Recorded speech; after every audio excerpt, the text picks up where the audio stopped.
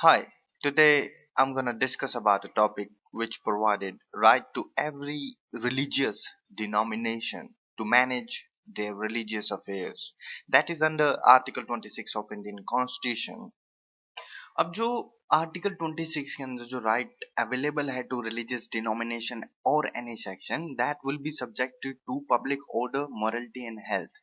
If any act of religious denomination or section which is against the public order, morality and health, then this right will be restrained by the state authorities. अब जो भी religious denomination होगा इनके पास rights होंगे to establish and maintain institution for religious and charitable purpose. They can also manage their religious affairs. They can also own and acquire movable and immovable property, and they can also administer such property according to the law.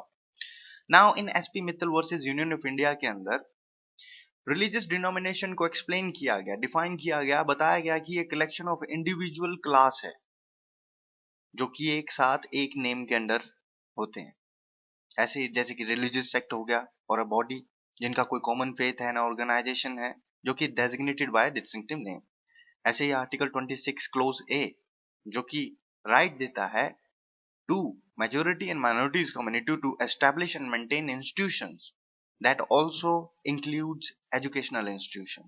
ऐसे ही Sanjeev Kumar versus principal saint Paul college का case था जहां पर Sanjeev Kumar ji Christian missionary society द्वारा जो establish college था उसके अंदर सरस्वती पूजा करना चाह रहे थे और जो वहां के प्रिंसिपल थे उन्होंने उसको रोक दिया और ये केस को ले गए वहां पर कि मेरे को सरस्वती पूजा नहीं करने दी. तो जो कोलकाता हाई कोर्ट थी इसने हेल्ड किया कि जो प्रिंसिपल था कॉलेज का वो इंटाइटल था आपको रिफ्यूज करने के लिए for the performance of such religious practice and the exercise of his right. Principal का राइट था क्योंकि वो जो कॉलेज था ये क्रिश्चियन मिशनरी सोसाइटी द्वारा एस्टेब्लिश किया गया था और हर एक जो रिलीजियस डिनोमिनेशन है उसके पास राइट है टू मैनेज एंड मेंटेन इस इंस्टीट्यूशन अंडर आर्टिकल 26A.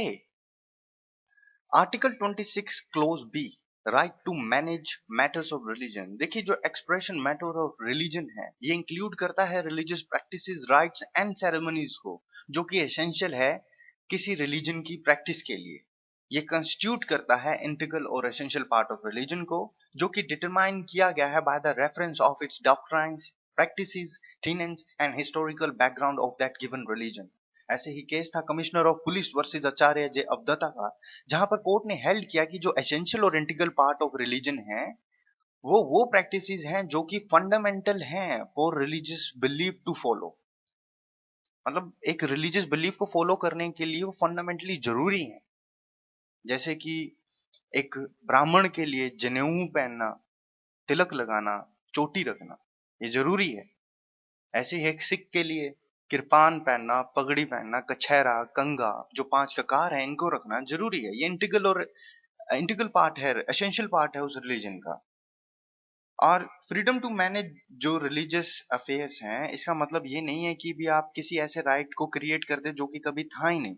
ये सिर्फ सेफगार्ड करता है उन राइट्स को जो कि एग्जिस्ट करते थे and that will be known by the doctrines, practice, tenets and historical background of that religious denomination and that certain community. You cannot just create a right which were never existing. ऐसे ही right to exclude the person. अभी किसी person को exclude कर देते हैं जो कि entitle नहीं है पार्टिसिपेट करने के लिए वर्शिप में. ये अकॉर्डिंग टू द टीन्स उस इंस्टीट्यूशन के अंदर था कि भी हमारे इस मंदिर के अंदर इस सर्टेन कम्युनिटी का अगर बंदा आएगा तो ये एक सिनफुल पूजा होगी, एक सिन होगा ये. तो ये एक्सप्रेशन जो है ये मैटर ऑफ रिलीजन के अंदर फॉल कर रहा है. पर अगर ये matter of religion public order, morality and health के against है then that will be restricted by the state authorities.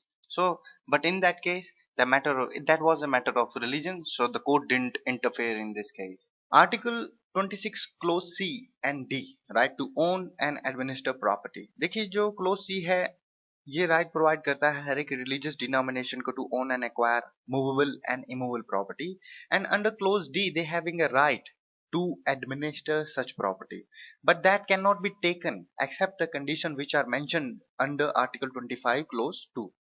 अब जो आर्टिकल 26 क्लोज सी है ये सिर्फ रेगुलेट होगा by the law which is made by the competent legislature.